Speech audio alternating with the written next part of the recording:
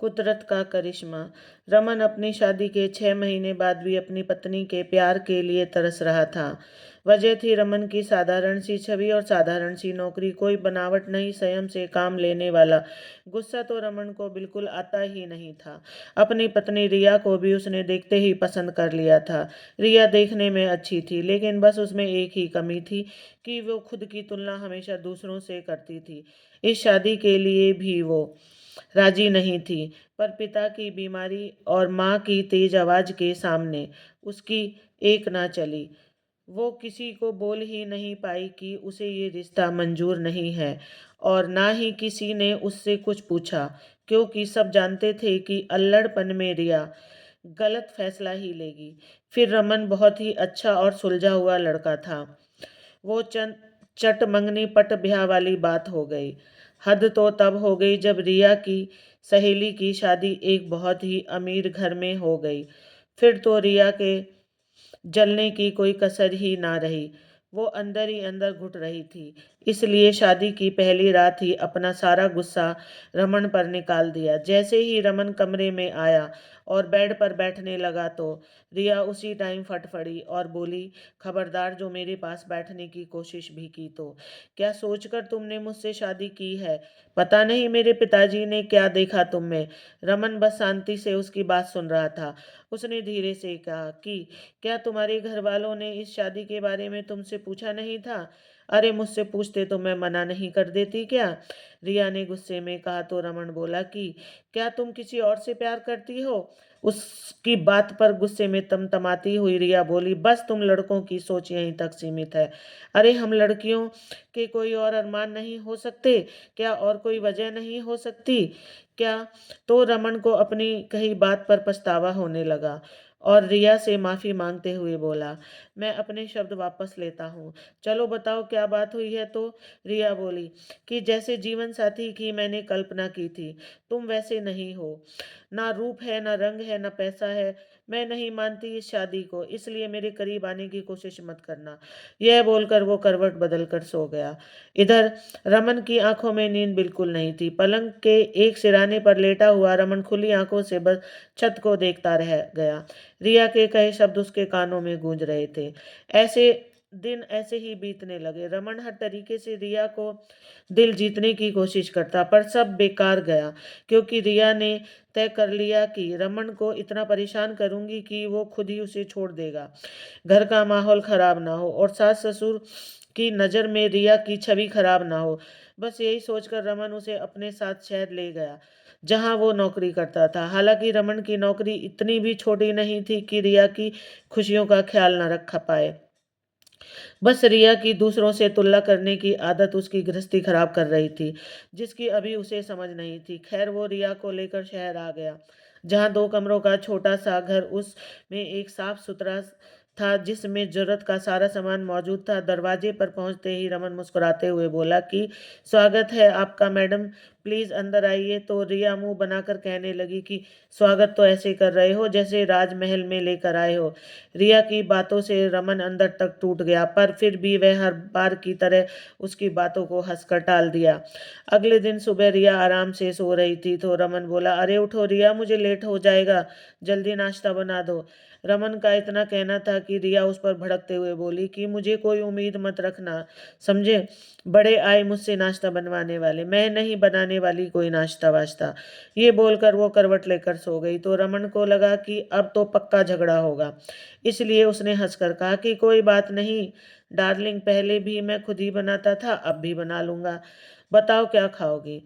रिया मन में सोचने लगी कि आखिर किस मिट्टी का बना है यह आदमी, भले ही कितना भी कुछ कह दो गुस्सा ही नहीं करता। तभी रमन फिर से बोला, अरे जल्दी बोलो ना यार, क्या खाओगी? तो रिया बोली, जहर खाऊंगी, बना दो। जाओ। अब जहर तो मुझसे बनाना नहीं आता, उसके लिए तो तुम्हें खुद ही मेहनत करनी पड़ेगी। ये बोलकर रमन हंसता हुआ रसोई घर में चला गया। रिया उसकी बात पर झल्ला गई, पर वो कुछ बोली नहीं। कुछ समय बाद रमन वापस आया और बोला कि मैंने तुम्हारे लिए भी नाश्ता बना दिया है। ओके, ये बोल जल्दी से रमन उसका माथा चूम और बाय करके चला गया। ये सब इतनी जल्दी हो गया कि रिया को कुछ समझ ही नहीं आया। आज रमन ने पहली बार उसे छुआ था। तो एक मीठा सा एहसास रिया के अंदर दौड़ गया, पर जल्दी ही फिर से वही सब उसके दिमाग में घूमने लगा। वो उठी और नहा कर तैयार हो गई। बाहर आकर देखा तो टेबल पर नाश्ता रखा था और साथ में एक चिट्ठी भी रखी हुई थी। वो चिट्ठी उठाकर पढ़ने लगी तो उसमें लिखा हुआ था, अब तो उठ गई ना, तुम्हारे तकिए के नीचे कुछ पैसे रखे हैं। घर पर बैठकर बोर होने की जरूरत नहीं, पास में ही मॉल है, वहां जाओ और जिस चीज की जरूरत हो वो ले आओ। शाम को मैं जल्दी आऊंगा, तुम्हारा रमन। चिट्ठी पढ़कर रिया के चेहरे पर हल्की सी स्माइल आ गई। उसने नाश्ता किया और पैसे उठाकर मॉल चली गई। मॉल में घूमते हुए रिया की नज़र अपनी सहेली सविता पर पड़ी तो उसने सविता को आवाज़ लगाई। सविता को देखते ही रिया की आंखें फटी की फटी रह गई। महंगी साड़ी, गहने क्या ठाठ सविता ने रिया को देखकर खुशी से अपने गले लगा लिया और बोली, तू यहाँ कैसे है? तू रिया होश में आते हुए बोली, अच्छी हूँ, तू तो पहचान में भी नहीं आ रही।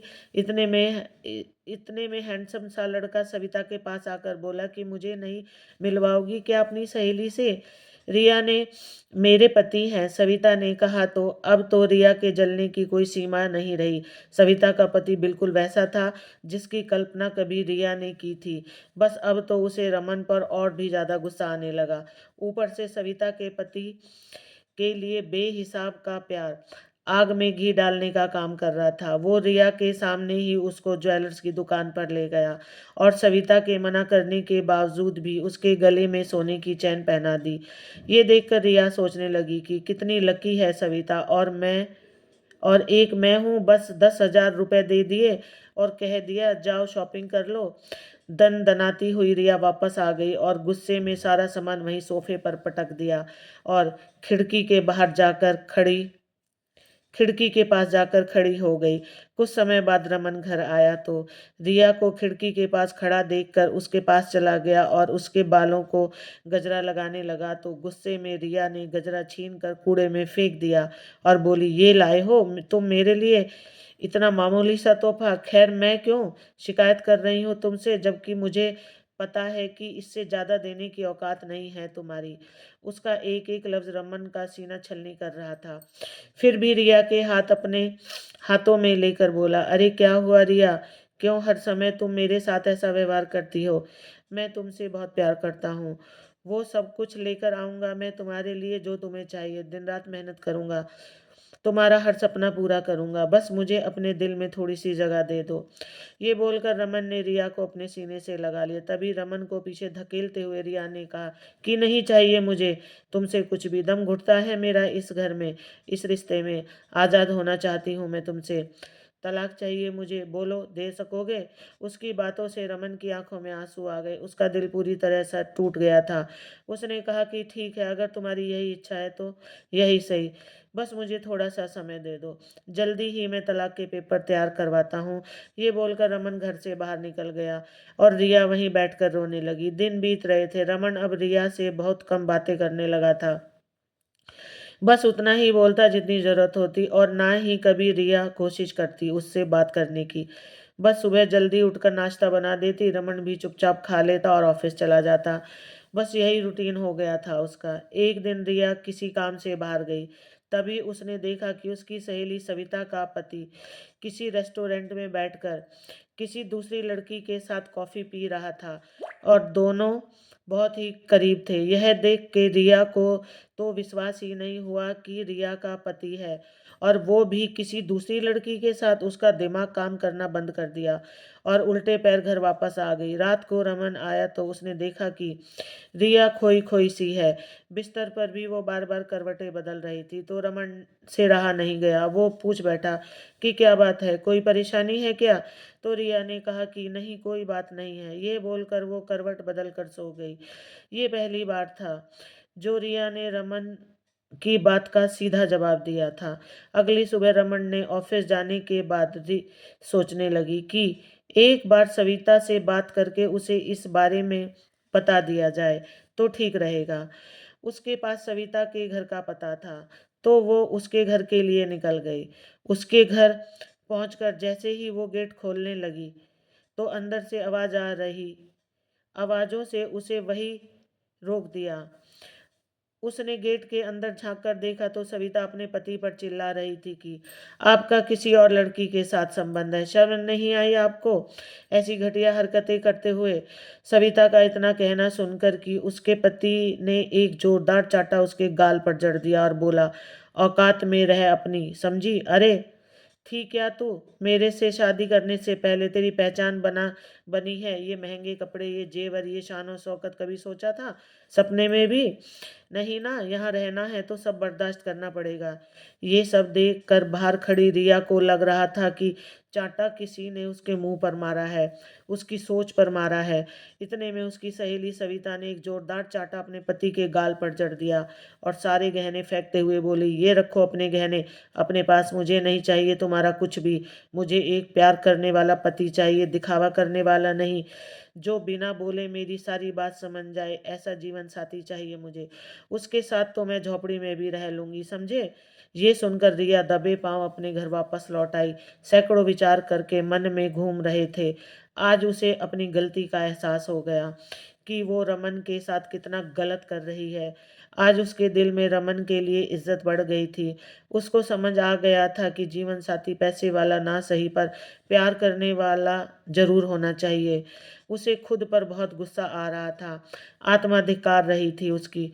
उसने सोच लिया कि आज रमन से अपने किए की माफ़ी मांग लूंगी, उसके बाद रमन जो भी सजा देगा वो भी सह लूंगी। ये सब सोचते हुए रिया अपने घर पहुंच गई। आज पहली बार ये घर उसे अपना लग रहा था। शाम को जल्दी से खाना बनाकर वो रमन के आने का इंतजार करने लगी।